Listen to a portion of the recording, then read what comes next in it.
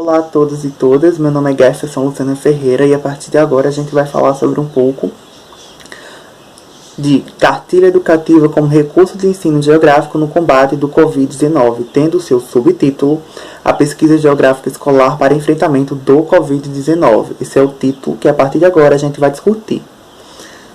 Trazendo uma contextualização, a gente vai abordar os seguintes temas que vai abranger o nosso trabalho a partir de agora. Esses temas são a Política Nacional de Práticas Integradas e Complementares, Saneamento Básico, Política Habitacional e a Promoção à Saúde na Construção para Cidades Saudáveis.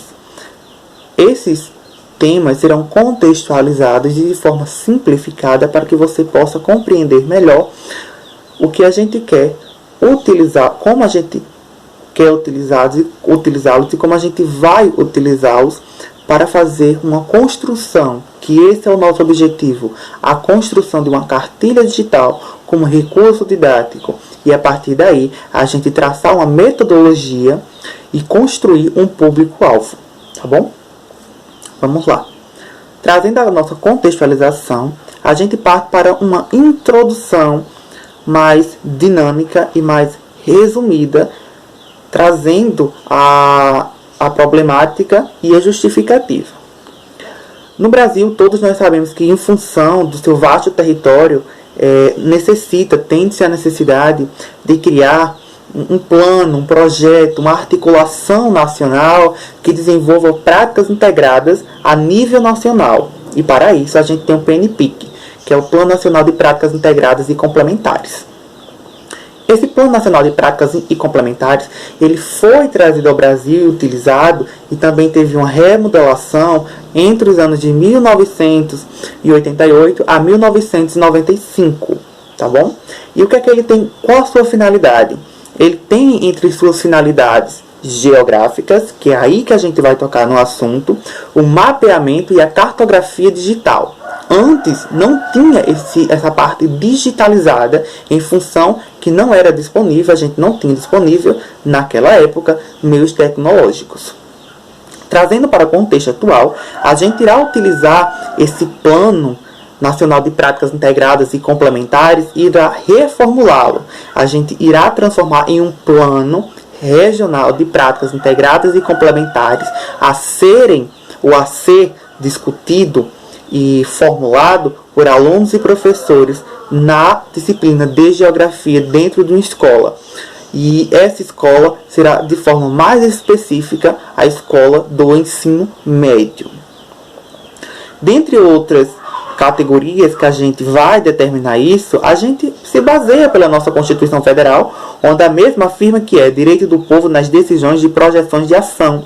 Sendo assim, os professores e alunos irão estabelecer critérios para a utilização do mapeamento geográfico e da cartografia digital, possibilitando a construção de dados dos problemas regionais através dos mapas sociais. Esse termo mapas sociais foi designado logo no início do contexto de geografia e saúde.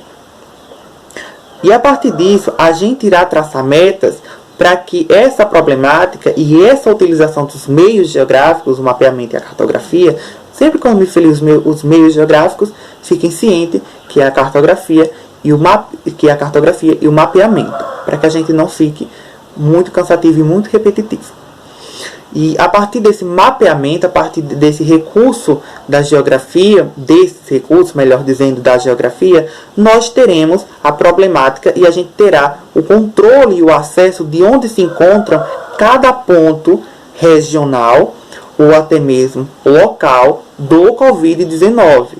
E as problemáticas do Covid-19 são muitas, mas dentre elas eu destaco como é importante a gente criar um plano regional.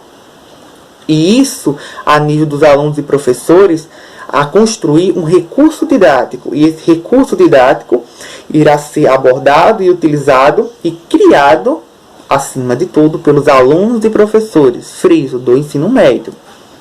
A partir daí, a gente irá utilizar esse plano, a gente teremos como utilizar esse plano para que a gente possa criar metodologias de aplicação, que vai ser um pouco mais à frente.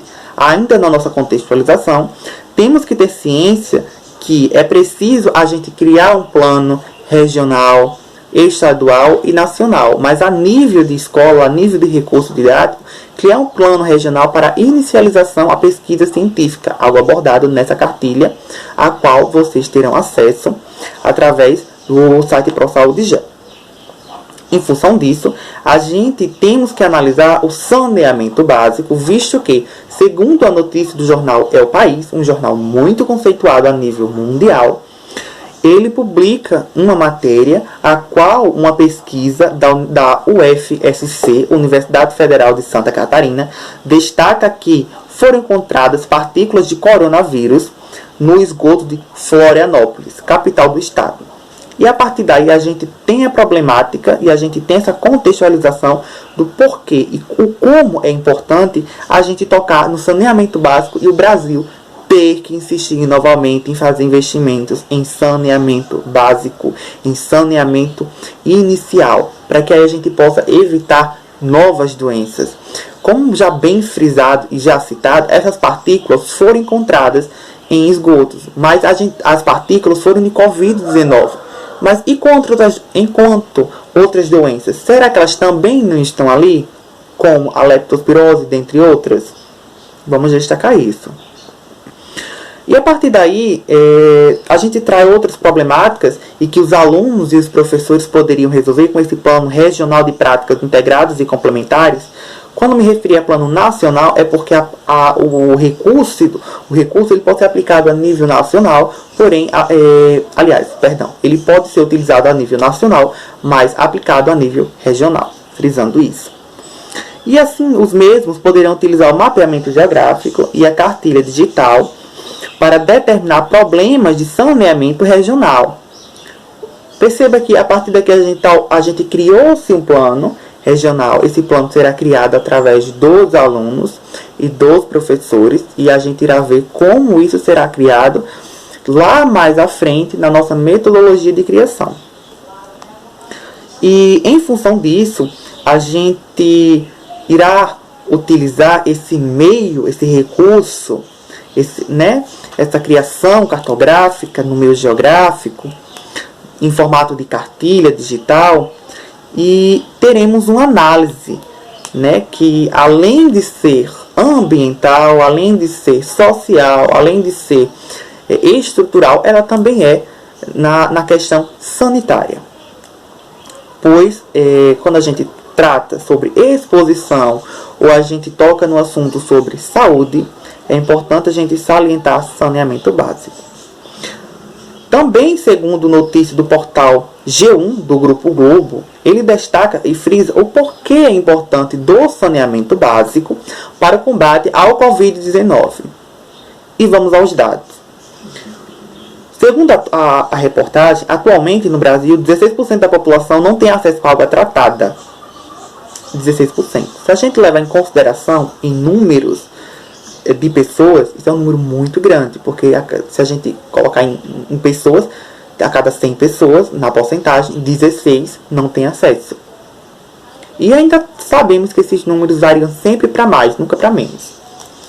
A partir disso, também a problemática é ainda pior quando nós falamos em rede de esgoto, tendo 47% da população não assistida a esse direito. E aí que vem as problemáticas, não só da Covid, como também de outras doenças que a matéria cita. Que esses números não são irrelevantes, pois a pesquisa nos 3 primeiros meses do ano de 2018, a qual foi feita, mostrou que o Brasil gerou mais de 40 mil internações, estando ainda ligada à alta taxa de mortalidade infantil, sendo as principais causas das doenças a parasitoide, a diarreia, a febre tifoide e a leptospirose. Esses casos são, de certo modo, um aviso para nós sabermos o que também e como também a Covid-19 ela está sendo implementada e ela está adentrando nesse serviço. Porque, como nós bem sabemos também, a Covid-19 ela não acaba do nada, mesmo tendo uma vacina. De tempos em tempos, é claro que ela vai surgir um surto de forma regional e podendo ser controlada. Isso é um fato.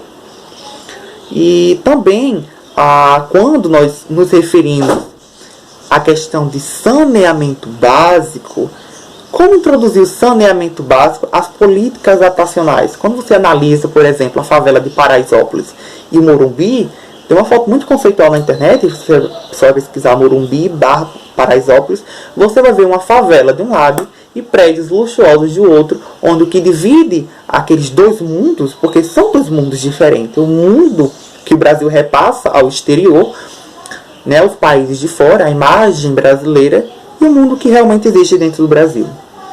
E essas políticas habitacionais estão vinculadas a fatores determinantes, atrelados ao processo de saúde coletiva, muito tocado pela geografia da saúde, e que já vinha sendo tocada também e citada pela geografia médica, outro ramo, e outro tipo de geografia. E ao falarmos dessa atuação coletiva, é importante não nos submeter às questões apenas de um ponto introdutório, mas sim nos submeter ao mapeamento geográfico, à cartografia digital, de forma coordenada para o acompanhamento e expansão ou concentração, afinal tem essas ponderações de problemáticas como a da Covid-19 em um determinado espaço ou região. E tendo construído isso, a gente terá como construir uma visão geral através do plano regional, né, que será criado pelos alunos e professores, e irá fazer uma análise dos dados. Friso, tudo isso de forma virtual, e é possível através dos meios digitais, como WhatsApp, Facebook, Instagram, Twitter, Even, né, a plataforma Even, que elabora currículos ou formulários, ou como queiram chamar. Ela é muito bem utilizada para esse sentido. E através disso tudo, a gente ainda traz outra questão. No Brasil, a promoção à saúde foi incentivada pela geografia da saúde, nos períodos de 1988 a 1995. Porém, chega a ser contraditório como o governo ele quer aplicar políticas de saúde, sendo que ele incentiva muito, mas muito pouco, e ele incrementa muito, mas também muito pouco, a construção desse tema dentro das escolas, ou seja, ele direciona esse tema muito pouco a ser construído dentro das escolas do ensino fundamental 1 e 2, e como bem tendo seu aprimoramento e, de certa forma, expansão de imagem, de pensamento, porque a partir do ensino médio, de certa forma, você já tem um pensamento crítico, um pensamento analítico mais aprofundado, e você irá poder utilizar esses recursos como meio. Só que o governo não faz isso. E também nos leva a ter um contexto de comunidade. E esse contexto de comunidade nos remete ao pensamento já citado, saúde coletiva, que foi frisado lá acima. A partir disso, a gente vai descendo na nossa contextualização, a gente vai se aprofundando nessa questão e dizer que o problema, as problemáticas, elas são sim possíveis de ser efetivadas. Na última palestra, cujo, se eu não me engano, foi na mesa 3 ou 4, onde o professor Xisto disse que a geografia, ela, através do mapeamento e da cartografia digital, ela poderia ter sido utilizada muito logo no início, como ela também avisou. Ela só não foi utilizada, mas ela avisou. Ela sabia onde era que iria surgir os primeiros epicentros da Covid-19, ela sabia quais eram os caminhos que iria ser percorrido, e ela sabia o determinado tempo que iria chegar. Então, quando os alunos e professores, a fazerem esse recurso didático do mapeamento e da cartografia digital, eles não vão fazer como medida preventiva, porque agora já não é mais possível, mas eles vão fazer como medida de controle.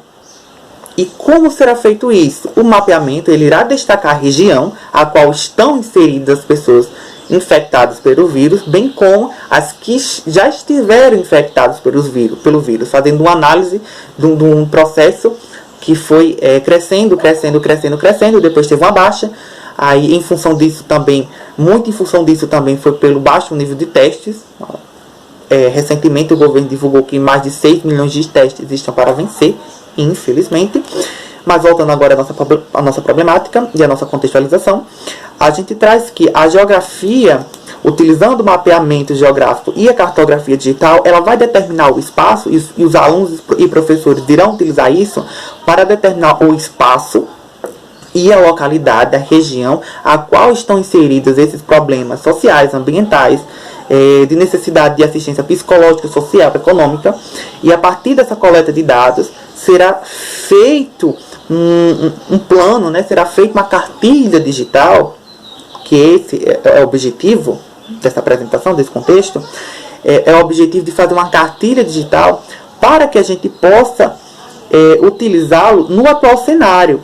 E o recurso poderia facilitar, bem como amenizar os impactos que a Covid-19 vem causando, não só de forma física, mas também psicologicamente. Porque você imagina uma pessoa que é normal, já está se sentindo ruim, já está se sentindo psicologicamente abalada, por estar fazendo o confinamento dentro de suas residências. E aí você traz para pessoas que têm problemas relacionados à crise de ansiedade, as pessoas mais velhas que têm um tempo de locomoção maior e estão trancafiadas dentro de suas casas por motivo de segurança. As pessoas que tiveram, que têm crise de pânico, que passam por um processo de depressão. Como isso pode ser efetuado? Como o mapeamento geográfico feito pelos alunos pode servir de recursos didáticos? Os alunos e os professores eles estarão utilizando isso como recurso didático porque eles formarão um ponto onde poderá ser feito um relaxamento e aquelas pessoas saírem com a segurança, com o uso de máscara, álcool em gel e fazer uma abertura mais regional, mais local de um determinado município, ou estado, ou nação, por assim dizer. Vai depender a quão grande, será dimensionada, a qual será a dimensão, essa é a palavra, qual será a dimensão que os alunos e professores irão fazer sobre os estudos.